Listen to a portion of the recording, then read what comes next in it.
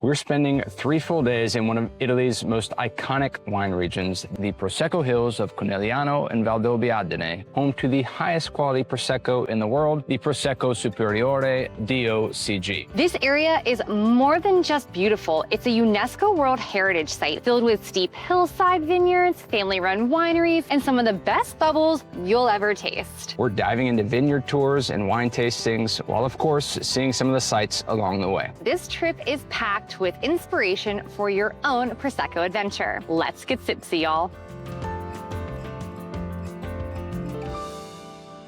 Before we start our wine-filled weekend, we're going to give you a crash course in Prosecco. If you want to skip ahead to the wine, go to this timestamp here. Let's talk Prosecco, because if you think it's just Italian champagne, you're missing all of the magic. Prosecco is one of the world's most loved sparkling wines, but its roots go way back to over 2,000 years ago. Pliny the Elder, the Italian author who was a lover of all things alcohol and who also lends his name to a well-known California beer, once praised a wine called Vinum Pulcinum, which many believe was the OG Prosecco. It was fresh, fizzy, and considered medicinal. Same, Pliny. Same. Fast forward to 1800 and things start getting modern. That's when the Glera grapes, the one and only base of Prosecco, was officially classified and widely planted in northern Italy. Now here's the game changer. While champagne gets its bubbles in the bottle, Prosecco uses something called the Charmet method, or simply the tank method. It's a second fermentation, just like champagne, but it's done in a stainless steel tank instead of in the bottle. This process keeps it crisp, fruity, and much more affordable.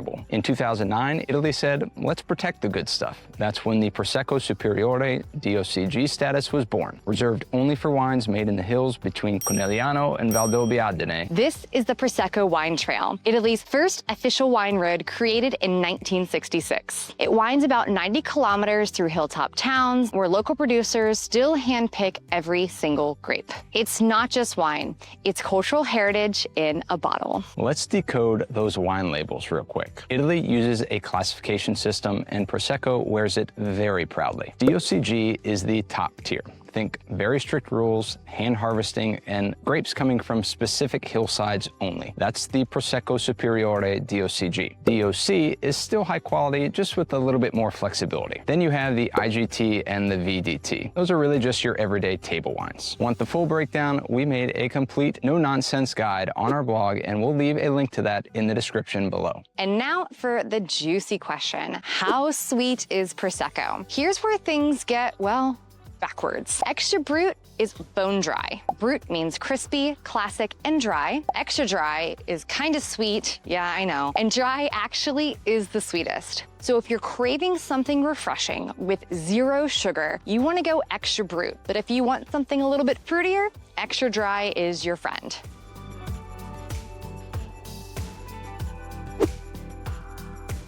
We are kicking off our first tasting here in the Prosecco Hills at Sagge. I'm pretty sure that's how you pronounce it. So this tasting is absolutely astounding. It was 25 euros per person, and this is the first pour of 4.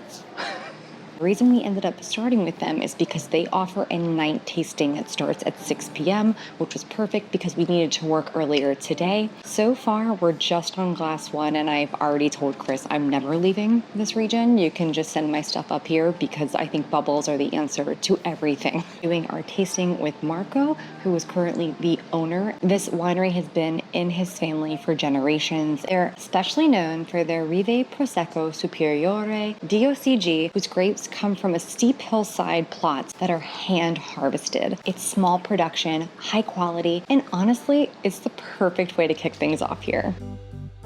So we just got the most incredible meat and cheese board. And if this is what every tasting board is going to be like this weekend, we're going to be so full of meats and cheeses. Also, first taste of bubbles. Wow. Maybe I'm just awestruck because the scenery is absolutely gorgeous, but I am loving this glass that I'm having. Glass number 2 is a Rosé Brut. I don't even have the words for it. It is delicate and it's light and it pairs beautifully with the mountains behind me, especially on this hot day. Now, the reason that we are inside today is because Italy is having a substantial heat wave. So it's in the 90s, even though it's 6 o'clock. So we are here in the air conditioning and I am so excited to see all the different types of wineries that we're gonna get into this weekend. We are ending here on the extra dry Prosecco, which remember is the most sweet of the wines that we have had tonight. We tend to prefer a little bit less sweet wines and less sugar in our wines. It's still very good, bright, acidic, and a good end to it. It's kind of a good dessert wine. Overall, this place is absolutely amazing. It's beautiful. Tasting room is amazing. It feels like we're just sitting in a living room. You're looking out at this mountains, at rolling hills, these steep vineyards. It's gonna be a tough act to follow. We've got 7 more wineries, but we're up for the challenge. You're going to see us with these big glasses this weekend, and one of us who's going to draw the short straw, probably Chris, will not be able to enjoy all the glasses. He will be spitting or dumping, and we're not going to show that on camera. For tonight, I think I'll be the one that didn't draw the short straw because this is really good. Now, a little background on this area and what the term rive means. We just mentioned it, you're gonna hear it a lot through this video. It's really specific for this region. Rive is a word from the Venetian dialect that means bank or slope. The grapes that get classified with this rive term come from these vineyards on these steep slopes. Long story short, it's really good wine that's expertly cared for. I won the straws. What you got there? Stop 1 of 8, bottle 1 of who knows how many. He seems to think that when we do these, that we're not gonna buy bottles. I still haven't figured out quite why he thinks that, if he's just wishful thinking. When y'all travel to wine regions, let me know in the comments, how many bottles of wine do you buy? That's fine. If we drank them at home, that would be great. But we do not do that at home because we're always traveling and doing other stuff. So we have a copious amount of wine bottles and alcohol in our house. Well, we will just have to have people over to help us drink. That's fine. Come and visit. Also of note, this place has rooms where you can stay. They have 5 rooms that you can rent. So if you want to come stay here, highly recommend it. This view is absolutely gorgeous. Good morning. Chris had to work this morning. I don't work until the afternoons, so I'm gonna go and explore for a little bit, and I'm gonna go ahead and drive about 15 minutes north, go check out an itty bitty town. I made it to this adorable little town called Foligno, and as you can see, it's at the base of the mountains here. As I was driving in, I saw a market. I'm gonna go see if I can find it. I think I'm the only non-local today. Everyone, as I've passed all these beautiful stalls and shops, they're looking at me like, who is this person?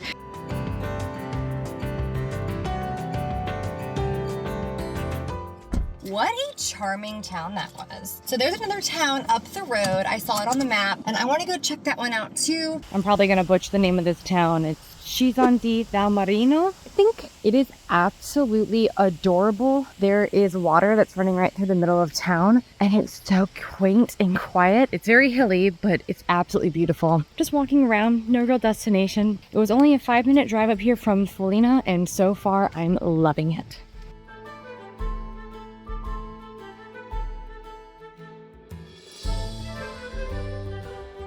Right behind this incredible church over here on the hill, I don't know if you guys can see it, but it's a castle. This castle has been turned into a luxury hotel and spa. This place, it's incredible. It's like I've been plucked out of reality and into the most tranquil, surreal fairy tale. I absolutely love it, and I think I'm the only person that doesn't live here. I'm gonna go ahead and I need to start heading back to the Airbnb so I can get ready for work, and then we're gonna get off work and we have another tasting lined up for tonight. We are off of work. We have a 5:30 tasting, which is only 5 minutes away, and we are heading there right now. Day 2 of our Prosecco adventure, and we're diving into the world of organic bubbles here at Perlage Winery. And no, this is not just your average eco label. These guys were going green way back when, before it was even cool. You see, back in the 80s, when everyone else was still spraying chemicals like it was confetti, the Nardi family decided to take a different approach. 7 brothers, yep, 7. That poor mother, converted their historic vineyard, Riva Moretta, there's that Rive term again, into one of Italy's first certified organic Prosecco producers. This is Prosecco with a purpose, made with integrity, all without sacrificing flavor. Let's head inside to see what this place is all about.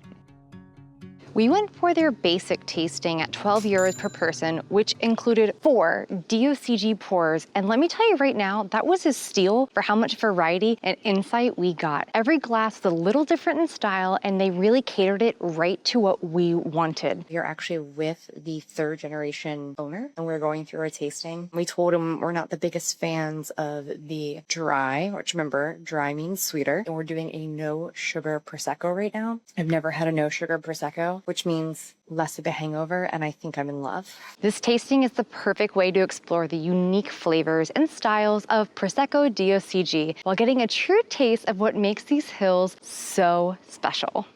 Look what we got. Chris is like so shocked that we got another bottle. Bottle number 2, stop number 2. This is a problem. The best problem. We ended up downtown at Pieve di Soligo. Fairly confident in that one.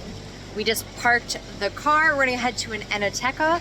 Come here real quick. How do you say Pieve di Soligo? Soligo. Soligo. Pieve di Soligo. So close. So close. All right, let's go find a bar.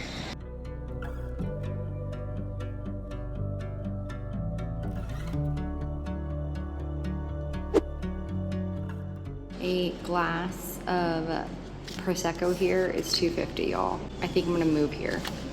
So I looked this place up online, and they have really good reviews. We came downstairs to get here. So basements are called cantina in Italiano, and we were in this beautiful little cantina, and it's nice and cold, which is so delightful given how warm it is outside. And we just got 2 glasses of an extra brut Prosecco. Waiting on that, we're gonna have a little aperitivo, and then I think we're gonna go home because we have a pretty big day tomorrow. I'm excited about the bubbles, and Chris is excited about the olives.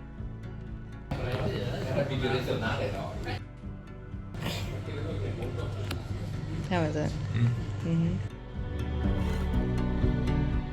Tomorrow, we're gonna be hitting 3 wineries in one day. So we're gonna head home and we're gonna get ready for a full-on Prosecco marathon tomorrow. Good night.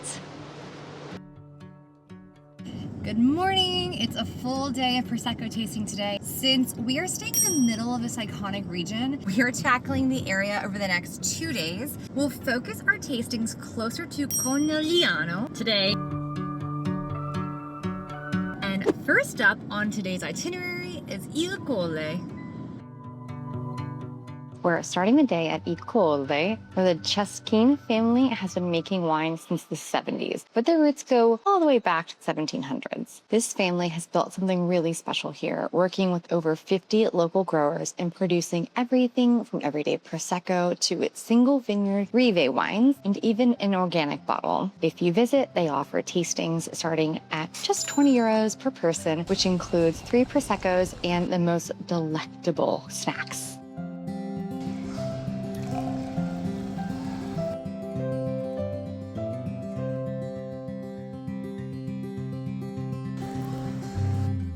All right, so the first round of bubbles is almost over, and we are just getting started.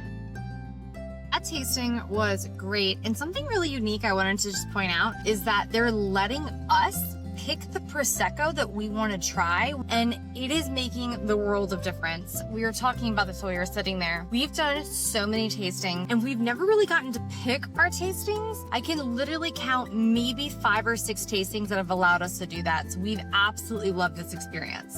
We are going to drive a quick 30 minutes north to go take in some different views.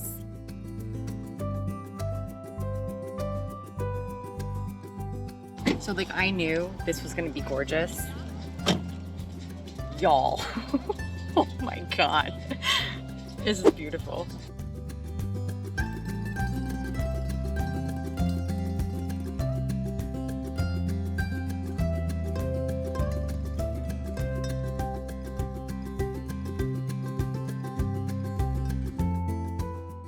Despite me wanting to live there, we do have other tastings scheduled, so we're going to head back in the direction in which we came to do our next tasting.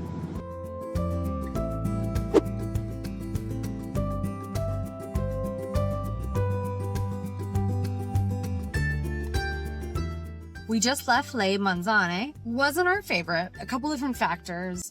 As I was editing this section, I just wanted to go ahead and explain what I was trying to say because I really didn't do a good job. So at this particular winery, we were on a time crunch. So when we were served the flat Prosecco, we didn't say anything because we were worried that it was going to take us longer and we were going to be very late to the next tasting. In hindsight, we both said we wish we had said something because we wanted to taste the wine. It's why we had the reservation in the first place, but we had opted not to say anything. So with that being said, I'm going to take it back to Sam so that she can tell you what happened. All of the bottles that we had been opened, not normally a problem, but the first and last glasses we thought were flat. Unfortunately, we were kind of on a time crunch because I didn't realize that when I booked a 30-minute tasting, that 30 minutes in Italian terms was gonna be an hour. We have a 2 and then we have a 3, and I thought the half-hour tasting was gonna be enough, and it definitely was not. If you're coming to the region, go there, test it out for yourself. Don't just take our word for it. As always, just because it wasn't right for us doesn't mean it's not going to be perfect for you guys.